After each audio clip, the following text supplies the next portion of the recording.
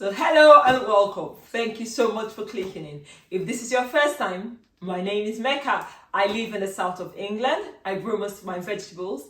And once upon a time, I was so ill. I was diagnosed with chronic fatigue and fibromyalgia. Okay? And I also have a history of eczema.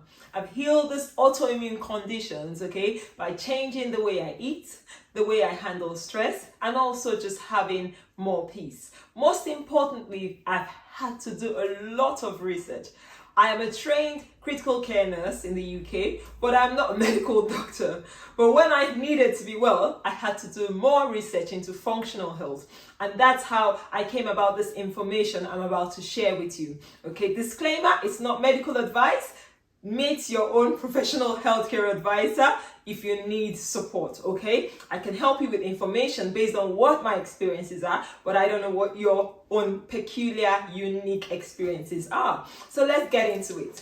Recently, I took out a poll on Instagram asking people what they knew about gut health. These are some of the responses I got.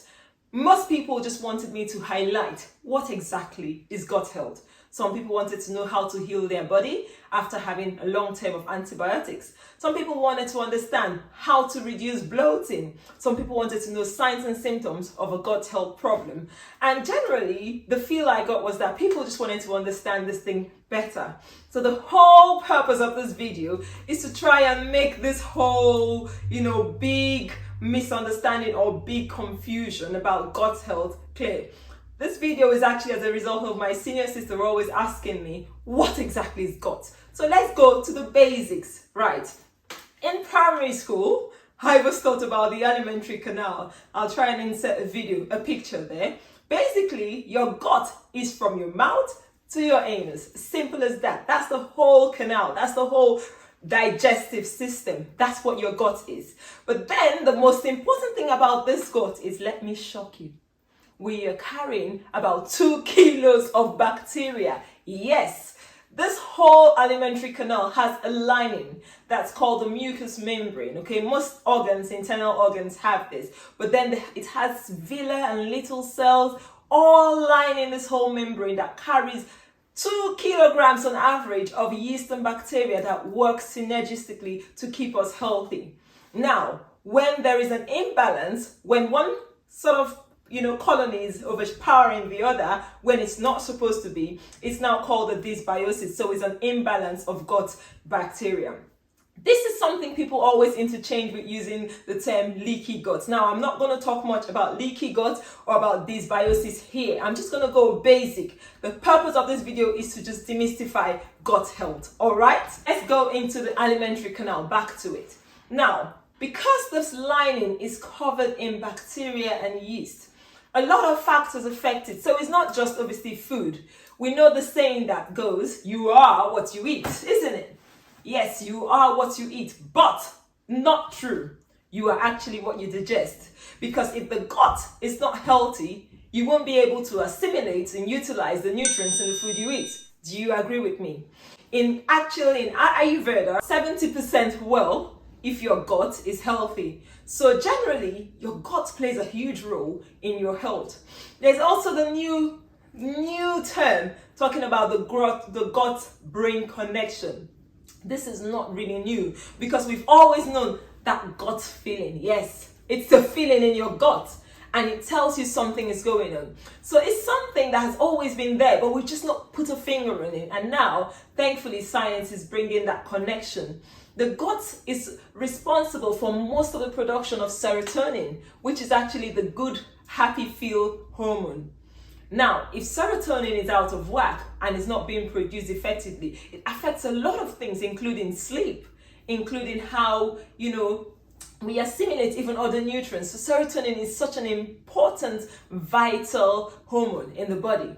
But then without a good gut, you can't produce it. That's just one to mention, but a few. You can't also assimilate vitamin D from the sun if the gut bacteria is out of whack. So you can get vitamin D pills and pop it as much as you want, but if your gut is out of whack, you won't be able to utilize the vitamin D even from the sun or in a pill. Other minerals are also affected. So where does this leave us?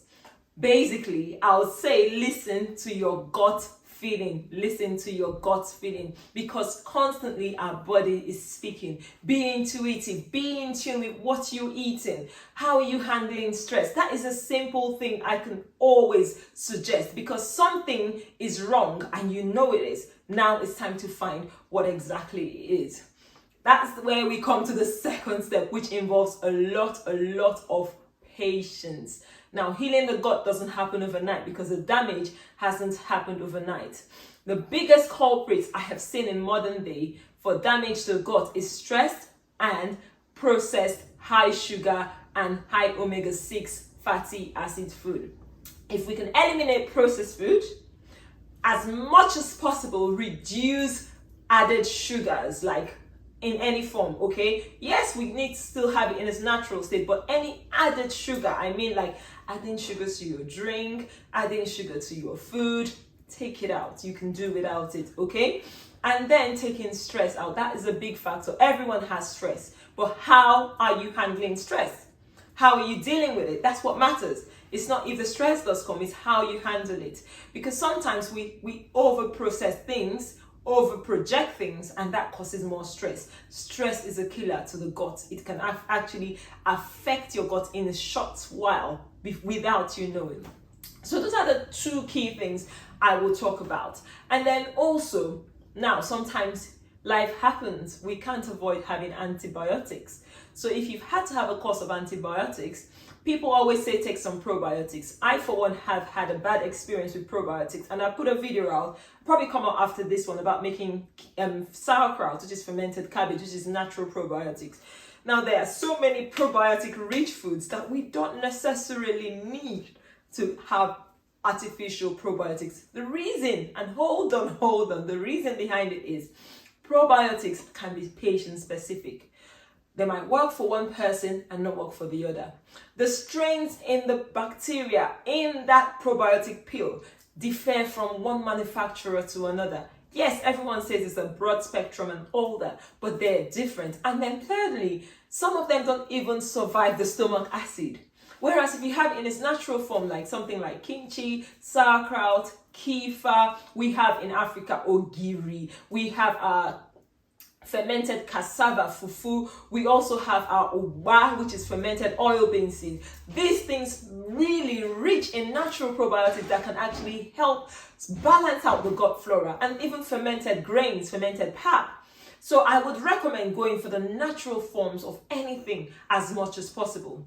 If you're working with a professional and you have really good probiotic strains that work for you, and it's been shown that it's good and you're responding well to it, by all means go ahead. But for me, I don't buy any probiotics. Now, probiotics is $1 billion, trillion business, and people will tell you it's good because it's money. But you can make this thing for next to nothing. You can make your own fermented foods for next to nothing. Sourdough, harness this bacteria in nature, help them pre-digest the foods you eat, and it will help heal your gut. Also, I'll talk about having juices. If you have real bad problems with bloating, and obviously, let's say you have indigestion or you're fatigued, your body's probably not assimilating the nutrients in your food. So it's best to go gentle, and that's where juices come, because juices can deliver these nutrients straight into your bloodstream, actually reducing the pressure on your gut. Yes, your gut, your small intestines. Now, the GI tract is also interchangeably used as gut because the gastrointestinal tract is all part of this alimentary canal, which we learned about in school. So that is why I really encourage use of juices and smoothies, because smoothies is actually broken down. People say, oh, don't take away the fiber, but for some people, taking away the fiber can actually help you heal. So guys, I really tried to make this a bit structured, but it ended up just me going freestyle. And bottom line, I really hope I answered your question. If you're not sure still about, something related to gut health, as simple as, I want to make this really simple. Disclaimer again, not medical doctor, not giving you medical advice, but I want you to see that every one of us at some point in time might need to deal with something with our guts. So listen to your gut. That gut feeling is telling you, avoid the processed food. Reduce the use of things that will cause inflammation. Now, that is a whole big myriad of things like gluten, dairy, and it's all specific to each individual. some person might not tolerate this and another person might. So someone asked me recently, so after healing my gut, can I go back to eating those things that I really enjoy? And the short answer is yes and no. Now, if I really enjoy eating cakes and I go back to eating it after healing my gut, I'm setting myself up for failure. For instance, if I had a cut to my hand, like I have a little cut on my finger, and it's healing, if I took the same knife and cut that wound, it's not going to heal. It's going to take longer to heal. It's going to hurt more. It's a simple same thing to do with your gut. So if you have healed your gut, the best thing to do is to stay on the right path. Some things you might never be able to enjoy again. Unfortunately, that's what it is. And that's as a result of our modern lifestyle changes. DNA has changed. And as a result, you can't 100% change things. For some people, you might go back to enjoying everything as you used to. But that is not as common as when you can't go back to those things. So guys, I hope this video has helped you. Give us a thumbs up if you've learned anything, if it's added any value to you. If your question wasn't answered, please kindly let me know in the comment section what you really want to know about gut health. I can't go into so much detail here because we want short videos, we want videos that people will sit down and watch, and that's the whole idea and reason for bringing this compacted. So thank you so much for watching. If this one comes through, it's a freestyle, I'll let you know what it goes like. But anyway, until next time, I'll see you in another one. Bye bye.